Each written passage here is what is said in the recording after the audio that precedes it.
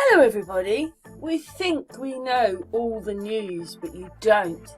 And through the back doors, all these things happen to us, and then you don't realise what's happened to you. And they're just able to change all these things because they've got you interested in BBC and all that crap news. But what it is in Glastonbury, Lisa sent me this. It says stop UNESCO World Heritage status for Glastonbury. Sandy Adams speaking today about the impact of UNESCO World Heritage in Glastonbury. What a great talk. So basically I'm going to play her video, and what she kind of explains is that people live in these areas before they make them into these World Heritage sites. Then the investors come in, and then people can't afford to live there, and they're actually homes to people, and the people get shoved out.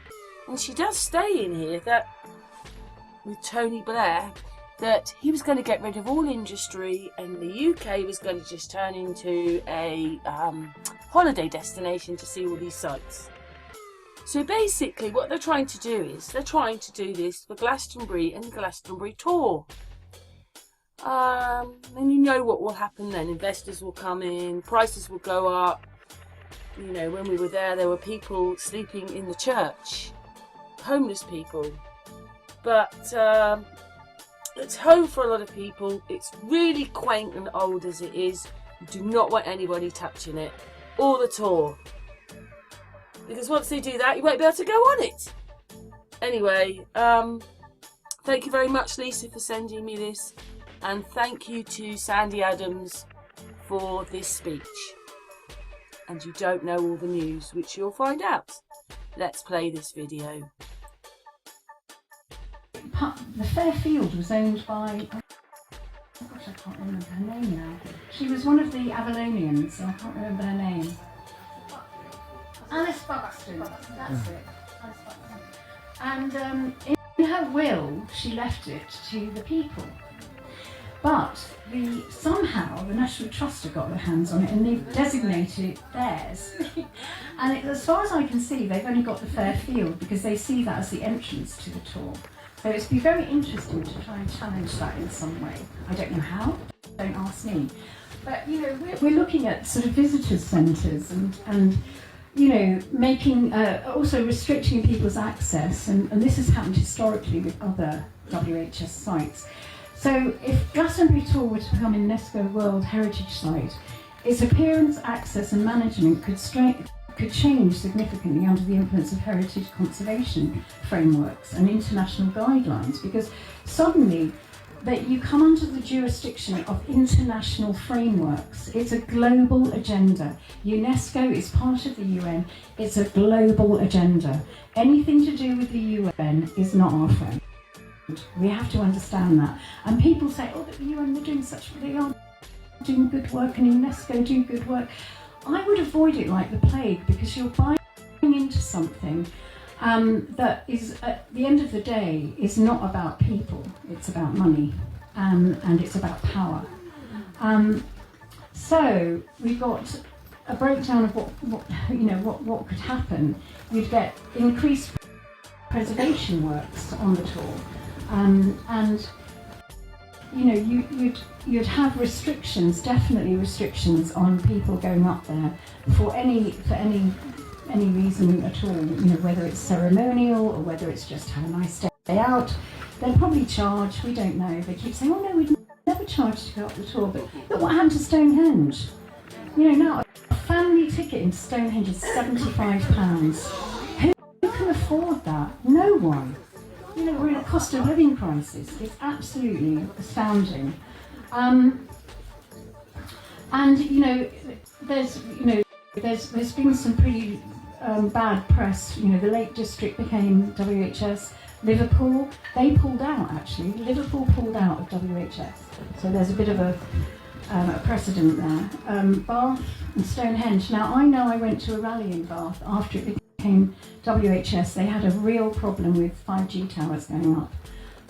Massive infrastructure went in the minute it became a World Heritage Site. Tourism went off the scale. people are priced out of housing because the Airbnbs and the hotels move in, and the price of the property goes up, and people can't afford to live there. So this is what happens to areas that become over-commercialised with tourism. And I think that Glastonbury is tiny. It's such a tiny place. Bath receives millions of visitors per year, largely because of its WHS status. This has caused congestion, air pollution, pressure on public transport and local services. 5G infrastructure increased rapidly after the WHS towers went up, despite local opposition.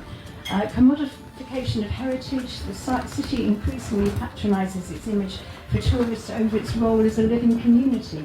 You see, people live there, it's a living community, and yet the tourism, because all of our industry is gone, they're focusing on tourism to be our industry. And I remember Tony Blair had this plan as well, to destroy every sort of if you like, everything like steelworks and all the the industry that we had, and that we would actually become a tourist destination. This is just awful. You've got the housing crisis, gentrification, planning restrictions and development conflicts, because everything has to be sustainable, and there have been clashes between the need for infrastructure and the limits imposed by UNESCO oversight. Loss of autonomy. And one person who lives there said, Bath is no longer a city for its people, it's a museum for tourists and a playground for investors. Do we want that for our town? No, we don't. Liverpool reversed their WHS status due to new waterfront, problems with the waterfront developments, and they pulled out in 2021. So, there's also problems with sites abroad. There's many of them. I've only got 3 here because of time. But Machu Picchu, apparently the impact was foot traffic caused erosion, structural damage, the strain on local infrastructure. UNESCO even considered placing it on the World Heritage in Danger list due to the risk. Local impact, nearby communities saw rising property prices and displacement and cultural dilution. I mean, the thing is that, people live here, and it happened in Venice, when that became a World Heritage Site with cruise traffic, cruise ships. And Lamu Old Town, this is a beautiful place in Kenya that I went to a long time ago. Apparently that has been ruined by WHS. And Uluru in Australia. Indigenous Arangu people were pressured to allow climbing on a sacred site contrary to their customs. The resolution, only after years of complaining, was climbing banned in 2019, showing that WHS status can delay respect for customs. So, should we be happy about owning nothing, or should we take action?